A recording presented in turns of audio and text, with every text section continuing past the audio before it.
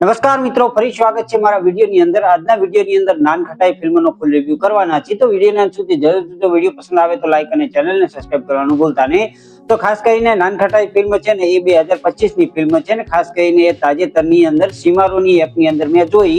એના પછી મારો અનુભવ તમને એક લાઈનમાં કહું ને તો આ છે ને એવી ફિલ્મ છે કે જે ગુજરાતની પહેલી કહેવાય ને કે એન્થોલોજી ફિલ્મ છે, જેની અંદર 3 અલગ અલગ પ્રકારની સ્ટોરી જોવા મળે છે, જે જબરજસ્ત જોડી રાખે એવી બનાવી છે। ખાસ કરીને આની અંદર 3 અલગ અલગ સ્ટોરી બતાવી છે, જેની અંદર લાગણી ભર્યા અને કહેવાય કે બહુ બધી વસ્તુ આની અંદર મીઠાશ, જેમ કે નાનખટાઈ કેવી મીઠાશ વાળી અને સરળ ઘરેલું હોય છે, બસ એ ટાઈપની સ્ટોરી આની અંદર તમને જોવા મળે છે। ફિલ્મની અંદર બહુ બધા સ્ટારકાસ્ટ જોવા મળે છે અને ખાસ કરીને આની અંદર સુંદર એવા સંબંધો બતાવ્યા છે, લાગણીઓ બતાવી છે, પરિવાર અને જીવનની નાની મોટી મુશ્કેલીઓ પણ આની અંદર બતાવી છે, જે આપણી સાથે રિલેટ કરી શકે ને એ ટાઈપનું આની અંદર બનાવવામાં આવ્યું છે। ખાસ કરીને મોટા કલાકારોની વાત કરીએ તો મિત્ર ગઢવી, હિતેન કુમાર, ઈશા કંસારા અને બીજા પણ ઘણા બધા કલાકારો છે, તે જોવાની જબરજસ્ત મજા આવે છે। અને આ છે ને થોડી સ્ટોરી બધાની ચાલતી હોય છે, જે એન્ડ સુધી તમને જોડી રાખવા માટે મજબૂત કરી રાખે છે। એ ટાઈપના કન્વિન્સિંગ કહેવાય કે એમની એક્ટિંગ જોવા મળે છે, જે જબરજસ્ત જોવાની મજા આવે છે।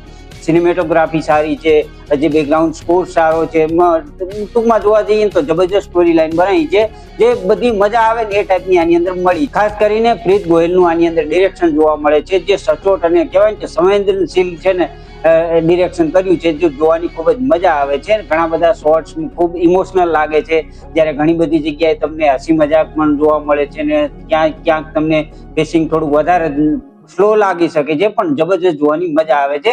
આની અંદર 3 અલગ અલગ સ્ટોરીની વાત કરીએ ને તો પહેલી જે સ્ટોરી છે ને એની અંદર રઘુવીર સિંહ અને સીતાબાની સ્ટોરી જોવા મળે છે, જેની અંદર મિત્ર ગઢવી અને દિશા જોશીના જે પાત્રો છે એ એક મધ્યમ વર્ગના પાત્રો છે અને જેમને છે ને પોતાનું ડ્રીમ હાઉસ ખરીદવા માટે એ સપનાઓ જોઈ રહ્યા છે। હવે એમને ઘર મળે છે કે નથી મળતું, સાથે સાથે આની અંદર એક વસ્તુ જબરજસ્ત બતાવી છે, મતલબ કહેવાય કે બહુ બધી જગ્યાએ એ ઘર જોવા જાય છે ને પોતાનું ઘર હોય ને એ રીતે એક્ટિંગ કરે છે, એ તમને છે ને દિલ ચોરી લે ને એ ટાઈપનું એમનું જોવા મળે છે, જે જબરજસ્ત જોવાની મજા આવે છે।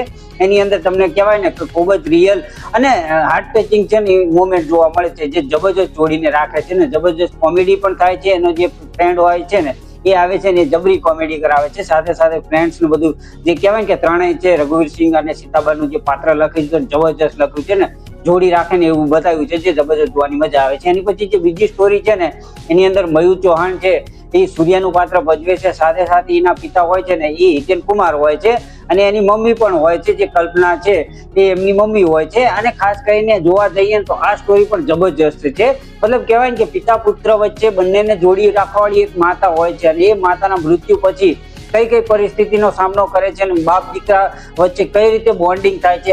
પહેલા તો કહેવાય કે પહેલા શરૂઆતની અંદર આપણને છે ને મિત્ર ગઢવી ઉપર તો એટલો ગુસ્સો આવે છે કે વાત જવા દો, સાથે સાથે એના જે પિતા છે મતલબ કે હિતેન કુમારનું પાત્ર હોય છે ને એ કહેવાય કે સખત મજબૂત અને કહેવાય કે એક પણ વર્દી પર ડાઘ ના હોય ને એવો પોલીસ ઓફિસરનો રોલ ભજવ્યો છે, જે જબરજસ્ત જોવાની મજા આવે છે।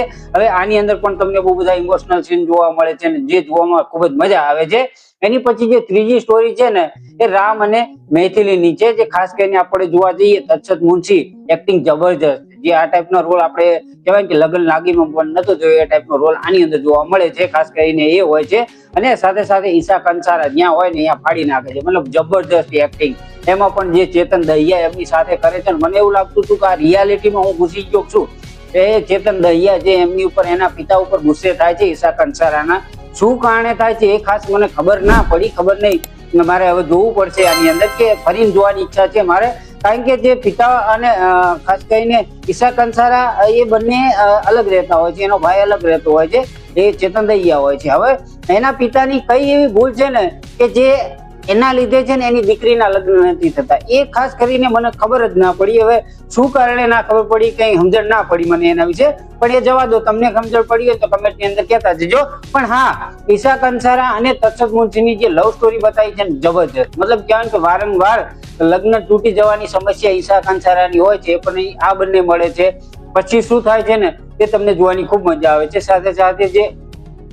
સાથે સાથે જે ચાયની ટપરી પર જે વાતચીત થાય છે ને જબરજસ્ત, સાથે સાથે એની અંદર જે તક્ષત મુનશી જે કવિતા કહે છે ને જબરજસ્ત હાર્ટ કહેવાય કે એ ટાઈપની તમને એની અંદર એક કવિતા જોવા મળે છે જે સાંભળવાની ખૂબ જ મજા આવે છે. સાથે સાથે એની અંદર જે સીન બતાવ્યા છે અમદાવાદને જે હરિયાળું બતાવ્યું છે જબરજસ્ત જોવાની મજા આવે છે. તો ખાસ એ પણ સ્ટોરી જબરજસ્ત છે. આ ત્રણેય સ્ટોરી છે ને તમે આ ફિલ્મની અંદર જોઈ શકો છો. એન્ડમાં શું થાય છે એ તો તમારે ફિલ્મની અંદર જ જોવું પડશે, પણ એન્ડ પણ સારો છે, સેટિસ્ફાઈડ કરે ને એ ટાઈપનો છે જે જબરજસ્ત જોવાની મજા આવે છે. મને શરૂઆતની અંદર છે ને એક ડર હતો, મતલબ કે જે હિતેન કુમાર અને મયુર ચૌહાણની સ્ટોરી ચાલે છે ને ત્યાં મને પહેલા ડર હતો ફિલ્મ જોવાનું શરૂ કરી ત્યારે, કારણ કે બંને વચ્ચે એટલા ગુસ્સે મતલબ કહેવાય ને કે જયારે જોઈ ત્યારે એ બંને ઝઘડતા જ હોય છે, એ ટાઈપનું પાત્ર લખેલું છે. હવે છે ને મને એવું હતું કે હિતેન કુમાર એક્સપાયર થઈ જશે, પણ આની અંદર એની માતા એક્સપાયર થઈ જાય છે. એ જોવાની કહેવાય કે જબરજસ્ત મજા આવે છે. મતલબ કહેવાય કે એ માતા મર્યા પછી એક પિતા અને પુત્ર વચ્ચેનું જે બોન્ડિંગ જોવા મળે છે જબરજસ્ત જોવાની મજા આવે છે ને જબરજસ્ત જોડીને રાખે છે.